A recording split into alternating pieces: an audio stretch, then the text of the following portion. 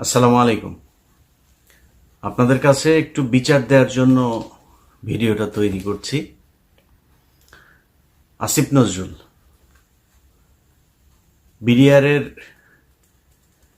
যেই সদস্যদের আপনার বিচার চলছিল শেখ হাসিনার সময়ে, প্রায় 7 মাস হতে যাচ্ছে, এখনো পর্যন্ত তারা জেলখানায়। আমরা এই বিডিআর নিয়ে অনেক কথা শুনেছি যে এটা ভারত এসে করিয়েছে, যেসব যারা খুন করেছিল তাদেরকে সরিয়ে দেওয়া হয়েছে সাদা গাড়িতে করে, কালো অ্যাম্বুলেন্সে করে, নানান কথাবার্তা শুনেছি না আমরা। যদি সেটা সত্যি হয় তাহলে যারা খুন করেছে, আসলে যারা খুনের সাথে, সেই তোরাবালি, তারপরে লেদার লিটন, এদের তো সব ছেড়ে দেওয়া হয়েছে। নানক নাই, আজম নাই, সেলিম নাই, তাপস নাই, কেউ নাই। তো তাদের সব ছেড়ে দেওয়া হয়েছে। রেজানুর আছে, সে কোথায় এখন, কি পলাতক না দেশ থেকে চলে গিয়েছে আমরা জানি না। ওই সময়ে এই যে মইনুল হাসান ইসলাম, মেজর জেনারেল, সে পালায় যাচ্ছিল। তো এরকম কারা কারা আছে এগুলো আমরা সব আগে থেকেই শুনেছি। এবং যেই সৈনিকরা আসল সাক্ষী দিতে চেয়েছে তাদেরকে মেরে ফেলা হয়েছে, গুম করা হয়েছে, তাদেরকেই এই জেলখানায় নিয়ে বন্দি করা হয়েছে।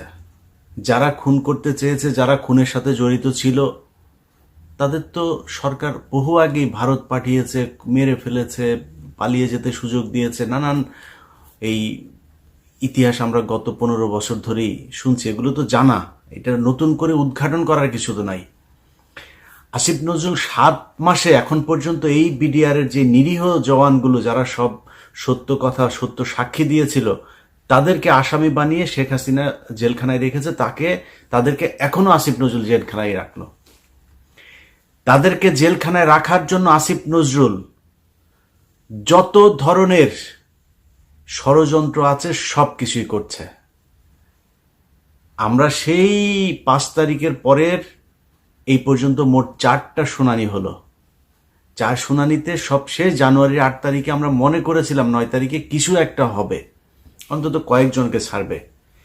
দেখেন আসিফ নজরুল এই মানে ইন্ডিয়ান রয়ের এই সদস্য কত বড় খারাপ, কত অসভ্য। ওইভাবে পারে নাই।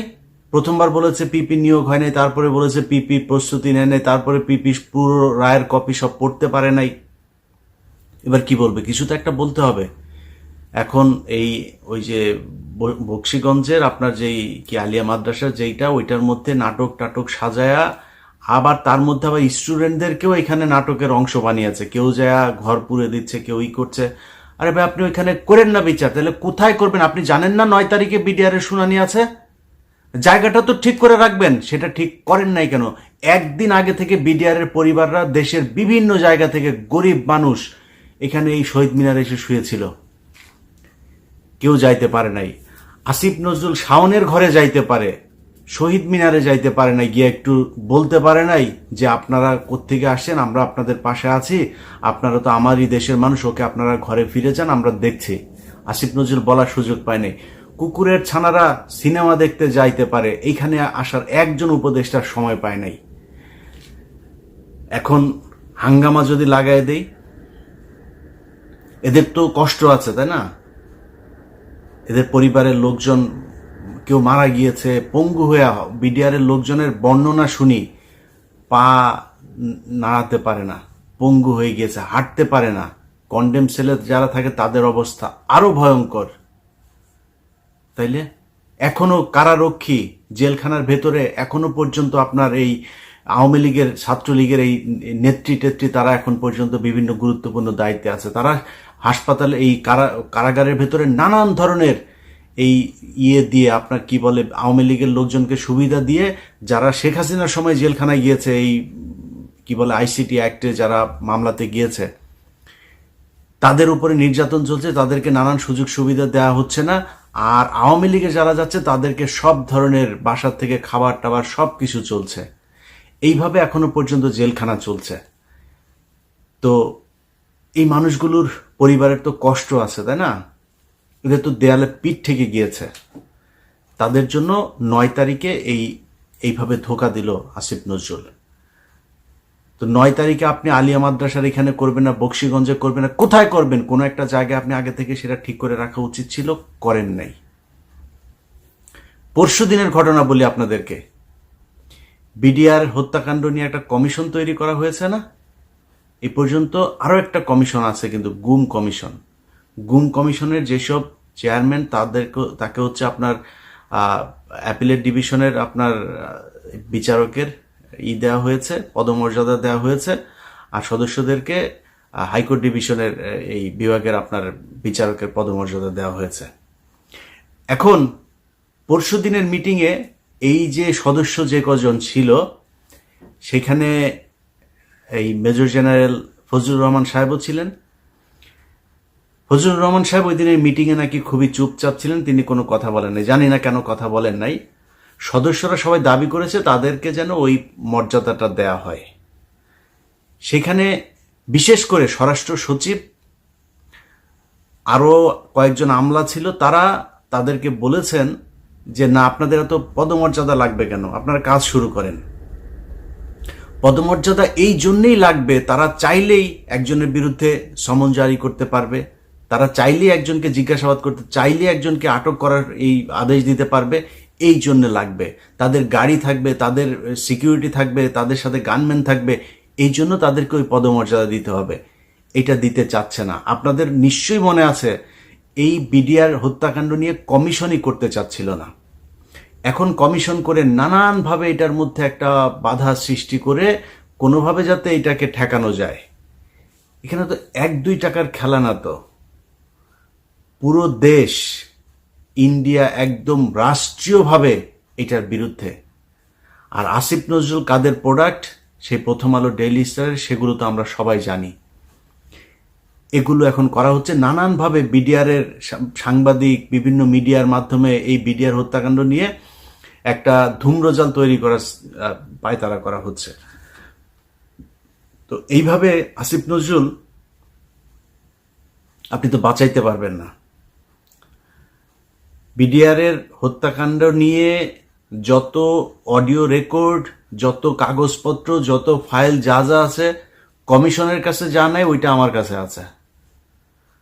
এখান থেকে বাঁচতে পারবেন না। তো আমি কাজ করছি, দিন রাত খাটছি বিডিআর এর এই ফাইল নিয়ে। এক এক ফোন রেকর্ড, সেই 25 তারিখের, 26 তারিখের, 27 তারিখের এক এক ফোন রেকর্ড 1.5 ঘন্টা 2 ঘন্টা করে শুনছি, সারা দিন রাত এগুলো শুনছি, শুনে শুনে লিখছি। আমি তো ফাঁক ফোকর রাখবো না। এমন এক জিনিস বানায় দিব, এই কমিশন শুধু আমার ওই অনুসন্ধান দেখা যদি নাকি রায় দিয়ে দেয়, এনা আর কিছু লাগবে না। আসিফ নজরুল আপনি যত টাকাই খান, যাই করেন, যেমনি চান, এটা বাঁচাইতে পারবেন না। আর যদি মনে করে থাকেন যা মনে চায় তাই করবেন, এই যে বাংলাদেশ ব্যাংকে রয়ের এক সদস্যকে আপনার বসানো হচ্ছে এখন,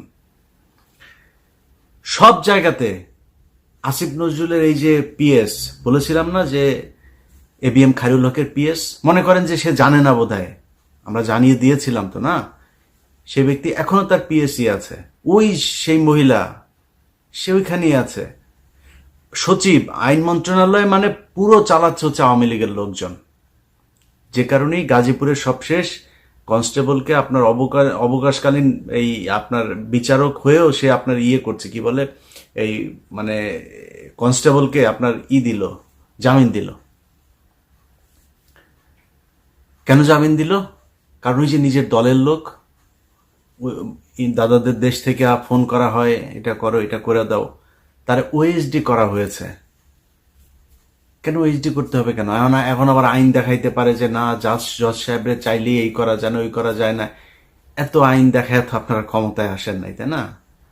আপনারা কেউ জিজ্ঞেস করে নাই তো। ওরে বিচার করলে, ওরে গ্রেপ্তার করলে কেউ আপনারা তো এসে জিজ্ঞেস করতো না যে ভাই এটা করলেন কেন, করেন নাই। যাই হোক, আসিফ নজরুল, প্রথম আলো, ডেইলি স্টার মিলে এই বিডিআর হত্যাকাণ্ড এটাকে ধামাচাপা দেওয়ার চেষ্টা চালিয়ে যাচ্ছে এখন পর্যন্ত। বিডিআর এর পরিবারগুলোকে নানাভাবে হুমকি দেওয়া হচ্ছে ডিজিএফআই, এনএসআই থেকে। তাদের কিছু কিছু ডিজিএফআই, এনএসআই কর্মকর্তার ফোন রেকর্ডও তাদের কাছে আছে।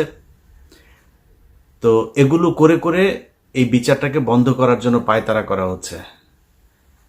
আসিফ নজরুল এবং আসিফ নজরুলের ছানাপোনা সবগুলাকে বলতে চাই, টাকা পয়সা কামায় তো ভোগ করবেন না, এই টাকা পয়সা তো বের হয়ে যাবে।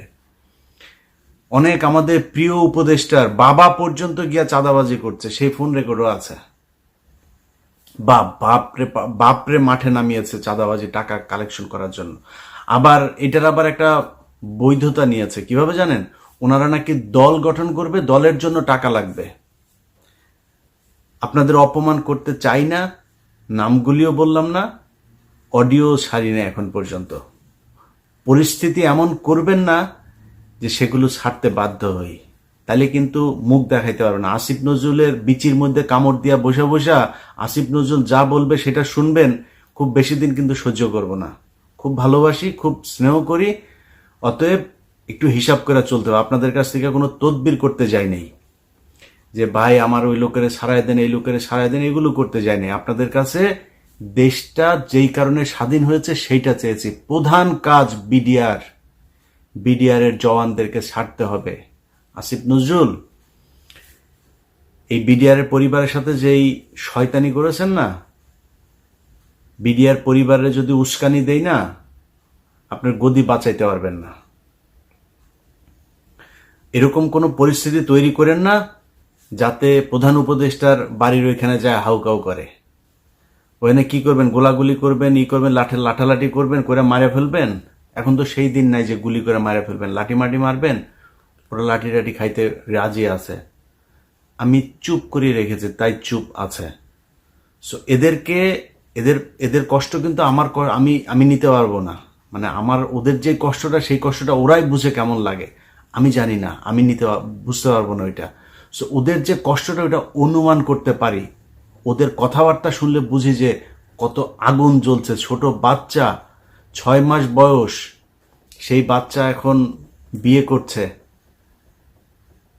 এখন পর্যন্ত মানে করতে পারে নাই, কি বলে, বাবার মুখ দেখে নাই।